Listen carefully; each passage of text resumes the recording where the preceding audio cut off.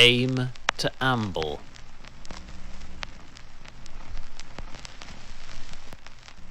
The most mortally attuned motion analysts employed to facilitate Strava's machine-managed fitness service wish to extend their disproportionate praise for this elongated loiter around your hometown's labyrinthine village streets.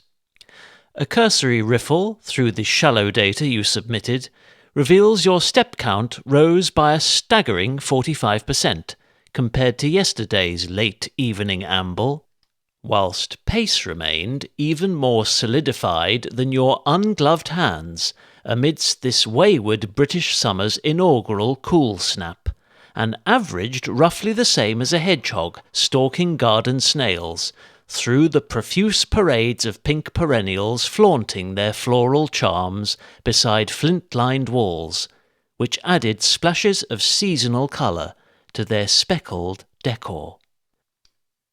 Familiar frequencies. Set sail with a heavy heart and legs more hollow than the Hindenburg before its catastrophic combustion, and to the cautionary hubbubs of one hawkish herring gull, who was circling the veiled night sky above Shoreham's fertile shingle fields in search of camping fishermen, escaped party balloons, or practically minded insomniacs to use as target practice, for when our bijou community's ever-rising population of feral predators threaten their precious fledglings. A mindfully mid-tempo hour or so later, as I rolled homeward over the river's receding estuary, this agitated warning call returned, and was accompanied by what sounded, to my half-cocked ears, like an impromptu medley of Roy Orbison's greatest hits, performed by the karaoke chorus of whichever pub in our vicinity hustles its hardest-headed clients home well after midnight, following their conclusive hand-pulled pint of crudely crafted ale. For those of us trained to hear the pictures painted by life's eternal symphony, golden silence shall remain an urban and rural myth. Strangers in the night and flight.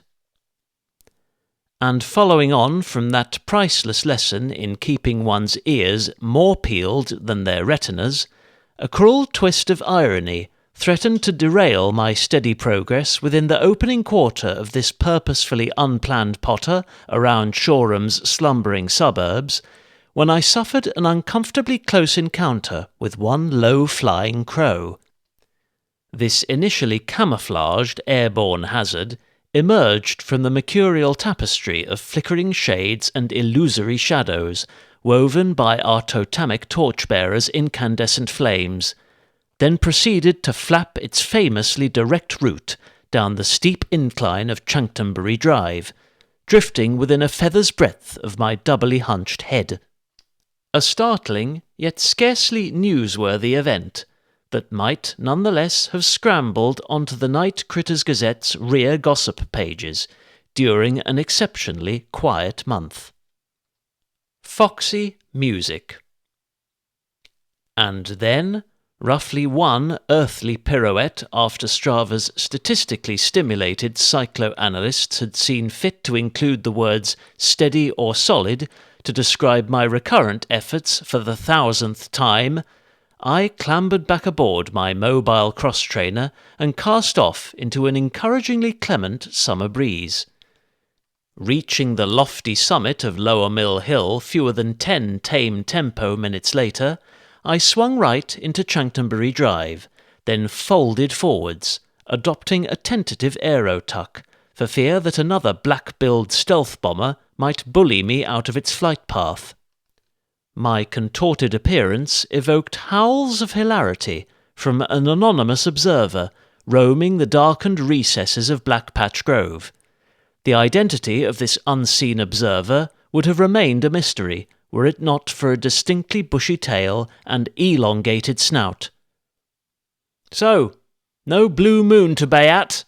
I questioned, in what I've learned throughout over 3 decades as a native of Sussex's central coast to be its local vulpine dialect. "No," the lithe figure barked back, its head canted, before shuffling forwards to reveal the faintest rusty hue, and confirm it couldn't possibly be mistaken for a ginger tomcat. "But plenty of blue bins to rob," it went on. "Aside from a substantial spike in tradable aluminium during the World Cup, collapsed cardboard boxes that haven't been wrecked by overworked Amazon Prime drivers make excellent den insulation for cavity walls, even though current building regulations state we should use Celotex." "Be sure to check any skips," I called back, soft-pedalling onwards towards Mill Avenue. "They're loaded with the stuff, and our council is sure to tighten up on those regs by autumn." Spent the rest of this nocturnal meander wishing upon white dwarf stars, and being mildly thankful that my passing feral acquaintance had reminded me to render my weekly duty as rubbish roller-in-chief before crawling back to Bedfordshire. Round the bendy block. Another scrupulously deconstructed spate of cyclical therapy sandwiched between domestic duties, which themselves involved enough heavy lifting to benefit from maximum core engagement during any unsaddled activity.